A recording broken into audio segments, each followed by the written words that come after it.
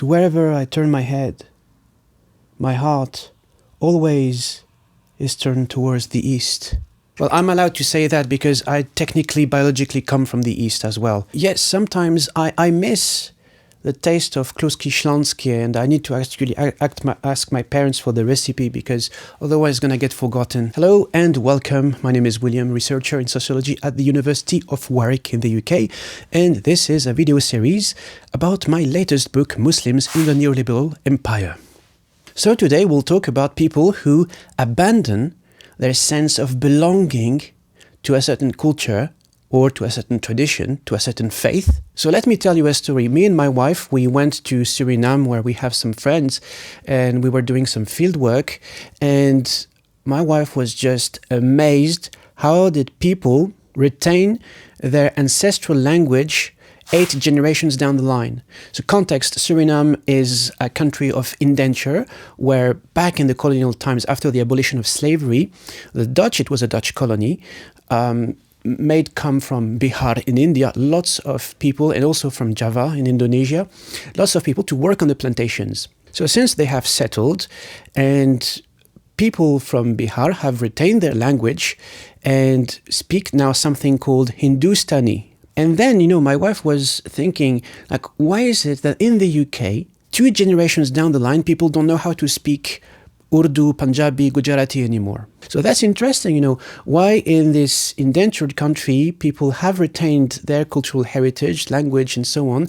Like for 8 generations in the UK, it's like the cultural heritage disappears. There's many terms that people have coined to describe this kind of dynamics. The first one is Dediasporisation, and the second one is Westernisation. Previously, in the latest video, we saw that diasporic culture is a site of melancholia, nostalgia, and impossible mourning.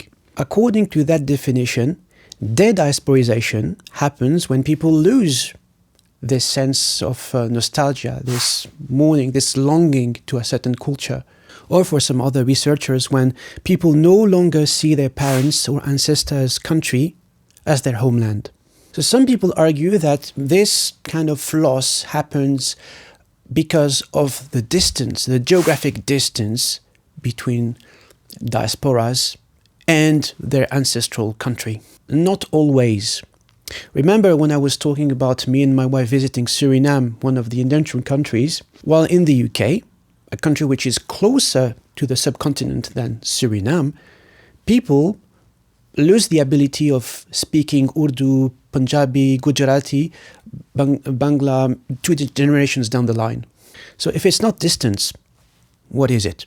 So in the study of Muslim diasporas in the UK, Sadiq Hamid and Mr. Lewis, I don't know what's his first name, because I know Sadiq Hamid, obviously. So they suggest that dediasporisation in a white-dominated society can be explained, this is a theory, by the domination of English, the English language as the lingua franca. And when it comes to indentured countries, so countries like Mauritius, Fiji, Suriname, Trinidad. Let's take Mauritius, for example, because I'm familiar with the context. While French and English are the official languages, French for the media, English for the administration, everyone speaks Creole at home. Kito boala, boboalite. Same in Suriname. Dutch is the official language because it was a Dutch colony, but, and it gets a bit more complex, different communities have their own languages. The South Asians speak Hindustani, the Javanese speak Javanese, and so on. And black people usually speak Sranantongo. What does it tell us? So some researchers argue that the loss of language is an indication of some colonial dynamics happening there down the line. Because when it comes to language, some decolonial scholars, as Walter Mignolo or Nelson Maldonado Torres, argue that language is not something humans have. This is not a tangible possession. It is something which makes what people are. And there are other dynamics to take into account. Because if you, let's say, are in Mauritius, would you question a Mauritian South Asian Muslim whether he's Mauritian or not. Obviously not, because if he's got the citizenship, he speaks the language, there's no question, Mauritian. But when it comes to the UK or France, these are countries where the media and the government have questioned the belonging of Muslims to the country. Even if they were born and raised in these countries, they have the citizenship, they speak the language, and they never went back to their ancestral homelands. And because of this questioning, it has dampened the ability for people to consider themselves as, let's say, fully British or fully French. Because the government and the media narratives tell them that, no guys, you are not from here, you do not belong. You're just, you go back home in some extent. While paradoxically, France wants its minorities to assimilate. In an unexpected way, these kind of policies and discourses have contributed to diasporizing further the people who, because they cannot identify as fully British or fully French, they're gonna be embracing much more their ancestral culture. However, there's a caveat, because it doesn't work the same for everyone, I argue, because I've observed that it is something which is true for people who are usually from lower social and economic backgrounds, those who are at the margins, because clearly, especially in the UK, there's this narrative, if you don't contribute to the economy, you don't have the right to be here. But I haven't seen that happening for people who are in a much more lofty position in terms of socioeconomics. People who are from the upper middle, upper classes, and who are of South Asian descent, who are more economically well off, more educated. These are people who actually are more likely to buy in the assimilationist narrative, who are more likely to blend in, because these are the good immigrants. More on this concept in the future videos. So I would argue, it hasn't diasporized completely the diasporas. It has polarized people, where those who assimilate much more, and those who are at the margins are just cling a bit more to their cultural identity. Again, there is nuances and complexity. Even people who try to really, really hard to assimilate. I'm thinking, people like Sajid Javid. If you listen to what his conservative peers are saying, no matter how anti-immigration he can be, he's gonna always be the brown one. Not the Rishi Sunak kind of brown one, but the uncool brown one. So when we focus on people who are at the margins, who are more likely to cling onto their cultural heritage, because let's be honest, if the state denies you the right of belonging to the greater national community, this is all you have. What happens is then different communities start to coexist, but without interacting with each other and without mixing. This is something researchers call ethnosectarianism, and it happens all over the world. And in other cases, people seek a hypothetical purification of the culture. According to, back what I was saying in the Diaspora video, sometimes a romanticized idea of what the culture is, what the culture was, or what the culture should be. So this is something the researcher Amina Jahangir Shuju from Mauritius has noticed when it comes to, for example, marriages or Eid in Mauritius, where back in the days, people would organize kavalis or ghazals at weddings and for Eid. And with time, people have stopped doing this because lots of imams have come with this interpretation of Islam, saying that they consider any kind of music forbidden in Islam, even nasheeds, vocals and anything. In the UK, when it comes to South Asian Muslims, there is an increasing trend for people to say akhi, for brother, instead of bhai. This illustrates how some people, because of this sense of longing for this, I would say, romanticized roots, are gonna forego their cultural heritage, whether it is, Pakistani, Bangladeshi, Indian, but relocate themselves in a Middle Eastern / Arabic imaginary. as if Arabic was their ancestral language. But again, I refer to Saidian points of origins, where the geographic points of origins here have less importance than the symbolic points of origins, which are Makkah and Medina at the time of the revelation. So we saw dediasporisation, where people abandon. It's kind of a passive process when they abandon their ancestral culture. But then there is an active mode of getting rid of your cultural heritage, let's say, but not always argue, researchers call Westernisation. Throughout history, there's always been a trend of cultural hybridization. People travel to places and they appreciate elements of this culture, and people exchange cultural elements, traditions. And it's been a constant feature of Islamic-hate societies, because this cultural exchange led for people to innovate in lots of different domains and industries. You probably know how Latin and Greek texts were translated in Arabic, and for people to develop things such as the modern medicine, optics, advances in different fields like astronomy, geography, and more. So nowadays, people, and especially younger ones, even older ones, interject elements of the culture they find in the host countries.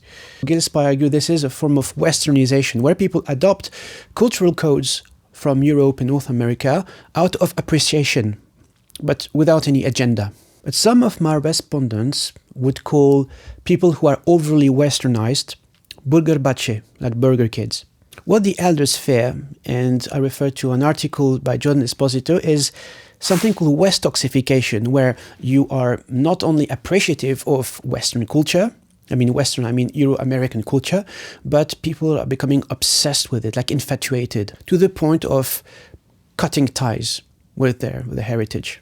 One example of Westoxification has actually been done by the Japanese in the Meiji period. Educated Japanese realized that the national survival depended on careful study and emulation of the ideas and technology that gave the Western colonial powers their advantages. The main slogan of the Meiji period was everything Western.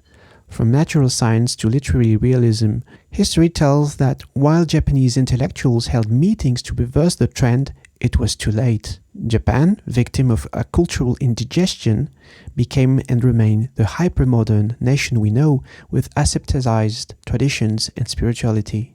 But these trends do not take into account social pressures. And this is where Hussein Bulhan's concept of metacolonisation comes into play. When the loss of people's culture, traditions, heritage, faith, moral ethics comes from social pressures or under threat in order for them to fit in or be accepted, under threat of social and economic difficulties, this is what Hussein Bulhan calls metacolonisation. People are kind of given a choice legally, but they don't really have a choice. So metacolonialism uses culture, appearances, language, behavior to discriminate, or in some cases reject people, or even harm people who do not abide by a certain set of norms. So yes, it is a form of supremacy in a way. But metacolonialism is interesting in the sense that it is a form of what people say a deep acting. People are just playing a performance. They are pretending to be someone or to be something.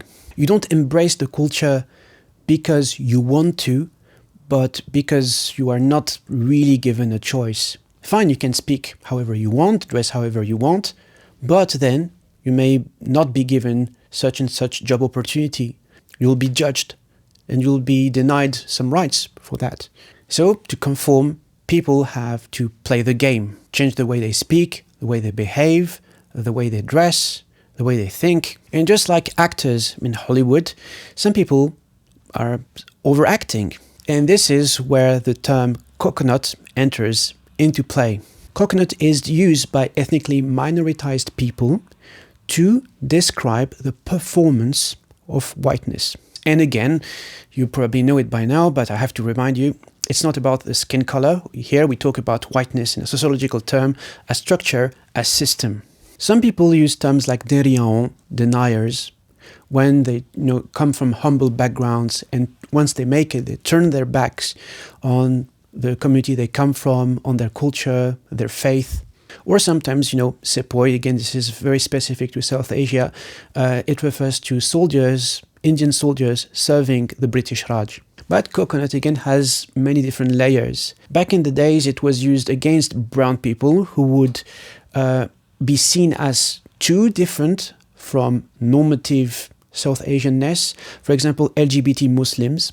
They would have some others bullying them for not being South Asian enough, according to their standards. But nowadays, coconut is a term which is used to describe people who strip their identity for success or for profit. So people who take positions of power, but once at the top, they don't send the lift back down, or they never change the structures at the top.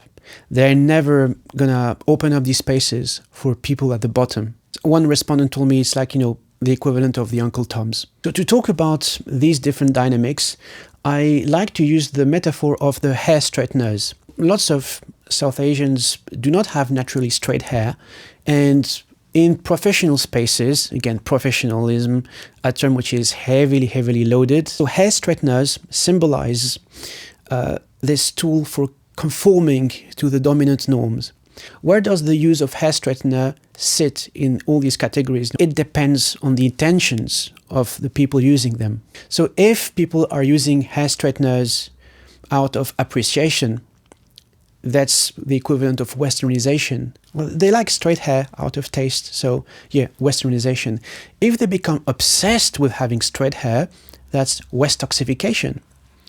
If they cannot imagine themselves otherwise than with straight hair, that's Dediasporisation. They cannot imagine a reality where they don't have straight hair. They probably never saw pictures of their mom at a young age, or their grandmother, how were their hair naturally. And so this is a way of illustrating Dediasporisation. In metacolonialism, people are legally not obliged to use hair straighteners, but if they don't do it, they're gonna get some problems, which means that if they come with like really curly hair at work, people might make comments, people might judge them, they might be denied opportunities. And in extreme cases, if we go overdrive, they are made to believe that straightening their hair is gonna make them free, is gonna make them happy, and therefore they should urge others to do the same. And I like this metaphor of hair straighteners because there are many different hair straighteners in the society, whether it is language, whether it is the education system, whether it is, of course, beauty standards. And back to Hussein Bulhan's definition of metacolonialism, for example, in Sudan, it was the Eurocentric mental health care system, which people have copied and pasted and completely uncritically adopted, and which doesn't really work for the context of Sudan. To hear more about this book, I encourage you to sign up to the newsletter, because I'll be, no spam, I promise. I'm going to just publish whenever I organize live events, if you live in the UK, in France or the US. And also I'll be organizing live sessions where you'll have the opportunity to ask questions and a bit more interactive than a YouTube video. I hope it was useful, and again, take care of yourselves and each other.